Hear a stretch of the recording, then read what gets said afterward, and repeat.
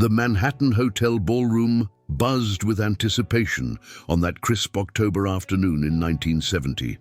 Camera flashes illuminated the wood-paneled walls as journalists jostled for position, their notepads ready and pencils sharpened. This wasn't just any pre-fight press conference. It was Muhammad Ali's first major media appearance since his boxing license had been reinstated after a 3.5-year forced hiatus for refusing military induction during the Vietnam War. The Supreme Court would later overturn his conviction, but the damage had been done. Ali had lost prime years of his athletic career standing on principle. If this story has already made you feel something, no matter how small, don't leave without giving back.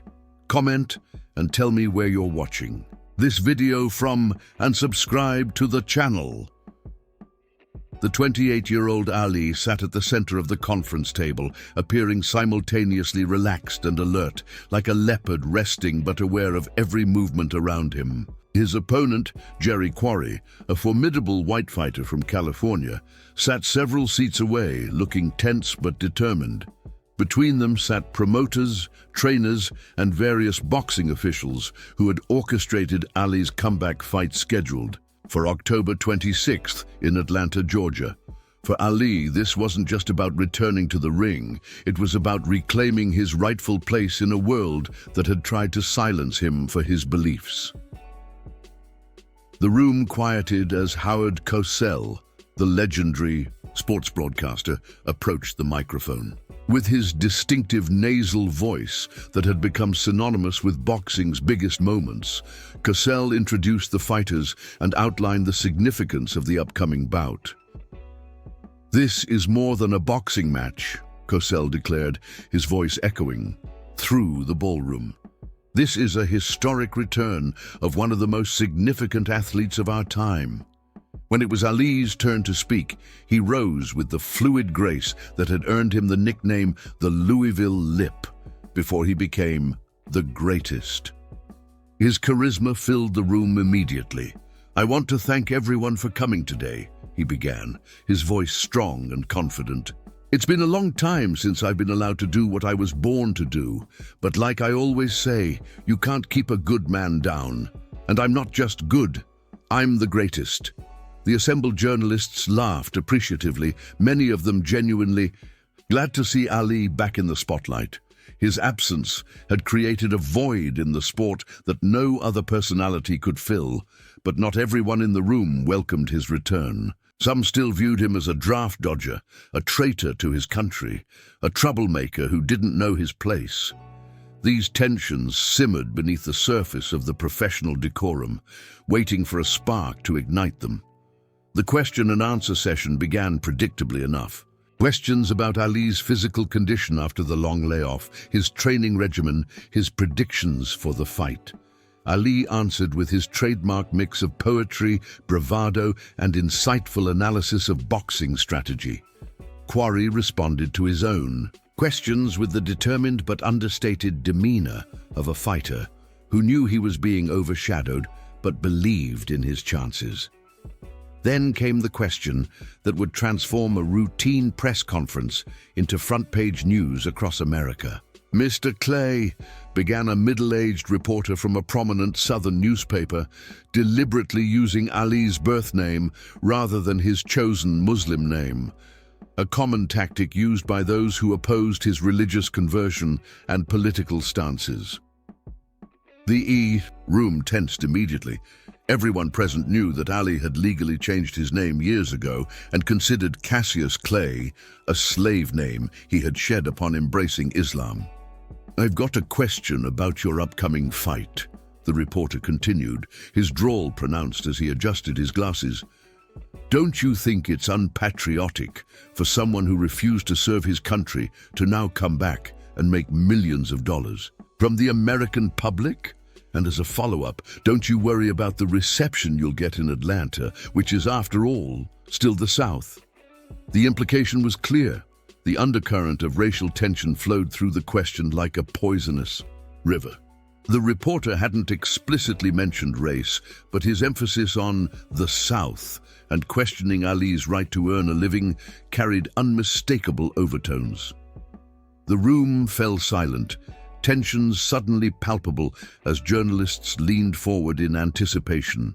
Jerry Quarry looked uncomfortable, staring down at the table in front of him. Even Howard Cosell, rarely at a loss for words, seemed momentarily unsure how to redirect the press conference back to safer ground.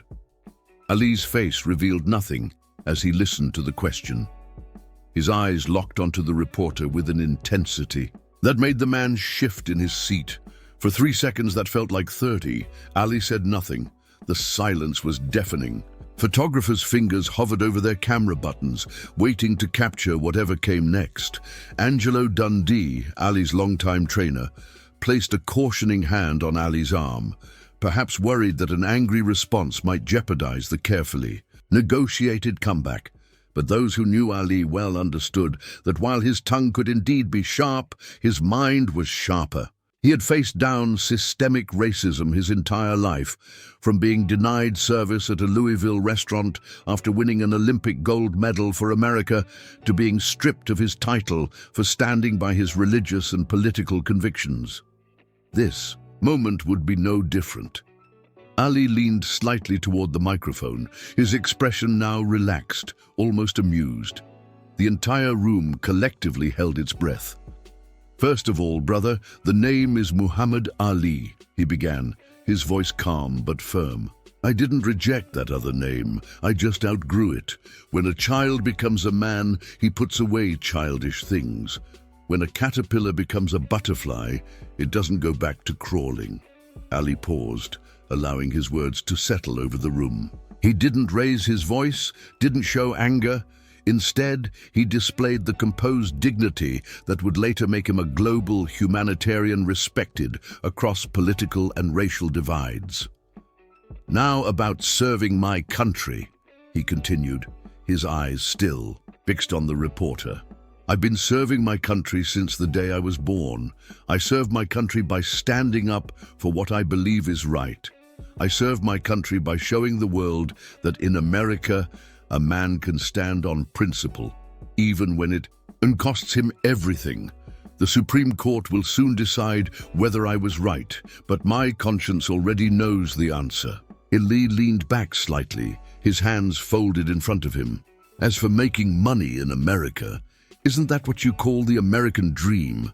I thought that's what made this country great, that a poor boy from Louisville, Kentucky could work hard and make something of himself. Or is that dream only for certain Americans?" Then, with perfect timing, Ali's expression softened and a hint of his famous smile appeared. "And about Atlanta being the South, let me tell you something about the South. My people built the South. Our sweat, our blood, our tears are in that soil. So when I go to Atlanta, I'm not going as a visitor. I'm going as someone whose ancestors helped build that city. And from the letters and calls I've been getting, there are plenty of people in Atlanta, black and white, who were mighty happy to see Muhammad Ali back in the ring." The room erupted, some journalists applauding spontaneously, others scribbling furiously to capture every word. Ali had taken a potentially explosive moment and transformed it into a masterclass on dignity, historical perspective, and the true meaning of patriotism. Without raising his voice or losing his composure, he had addressed the racial undertones of the question and reframed the entire conversation. The reporter who had asked the question sat back in his chair, his face flushed. He had clearly expected, perhaps even hoped for, an angry outburst that would reinforce negative stereotypes. Instead, he had provided Ali with a platform to demonstrate the eloquence and thoughtfulness that made him not just a great boxer, but an emerging cultural icon. Howard Cosell, recognizing the significance of the moment, stepped back to the microphone. "I think we've just witnessed why Muhammad Ali transcends boxing," he said. "He fights both in and out of the ring with equal skill." By the next morning, Ali's response dominated newspaper headlines across the country. Ali delivers knockout. Blow at press conference, declared the New York Times. The greatest speaks Ali on patriotism, race, and the American dream, announced the Chicago Defender. Even publications that had been critical of Ali in the past found themselves reprinting his words verbatim, unable to ignore the powerful message or its eloquent delivery. Television news programs played clips of the exchange throughout the day, sparking national conversations about race, patriotism, and free speech. In barbershops, diners, university campuses, and living rooms across America, people debated Ali's words. Many who had previously dismissed him as merely a controversial athlete began to see him in a new light, as a man of principle who could articulate complex ideas with clarity and conviction. 3 days after the press conference, the reporter who had asked the question published a surprising column in his newspaper. "I went to New York to witness the return of a boxer," he wrote. "Instead, I encountered a philosopher who happened to box. I asked Muhammad Ali a question loaded with assumptions about patriotism and place. His answer has forced me, and perhaps many of my readers, to reconsider those assumptions. In a time of division, perhaps we need more conversations like this, uncomfortable as they may be." The day of the fight arrived, and Ali entered the Atlanta Municipal Auditorium to a thunderous ovation from the 15,000 fans in attendance. Many waved signs referencing his press conference remarks. "Ali serves America.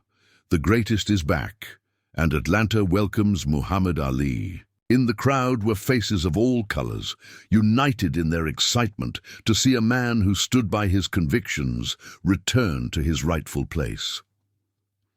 Ali defeated Jerry Quarry that night, when the fight was stopped after 3 rounds due to a cut over Quarry's eye. But in many ways, his more significant victory had come days earlier at that press conference. He had shown that his power extended beyond his fists, that his words could change minds, challenge assumptions, and inspire people to reconsider deeply held beliefs. In the years that followed, as Ali fought his way back to the heavyweight championship and eventually became one of the most beloved figures in global history, many would point to that press conference as a turning point in public perception. It was the moment when many Americans began to see him not just as a controversial sports figure, but as a man whose courage and eloquence embodied American ideals of free speech, religious freedom, and standing up for one's beliefs, regardless of the cost. Decades later, after Parkinson's disease had silenced his once poetic voice, people would still quote his words from that day. They remained a powerful reminder that sometimes the most effective response to racism isn't anger or withdrawal, but a calm insistence on one's dignity and humanity. In that hotel ballroom in 1970, Muhammad Ali had shown that words, delivered with truth and conviction, could be as powerful as any punch he had ever thrown. If you made it this far and felt every word, don't leave without subscribing. Okay? I tell these stories with my heart in my hand to reach people like you, who feel, who get emotional, who live. If this truly touched you, give back. Comment, subscribe. Come be part of this family with me until the next video.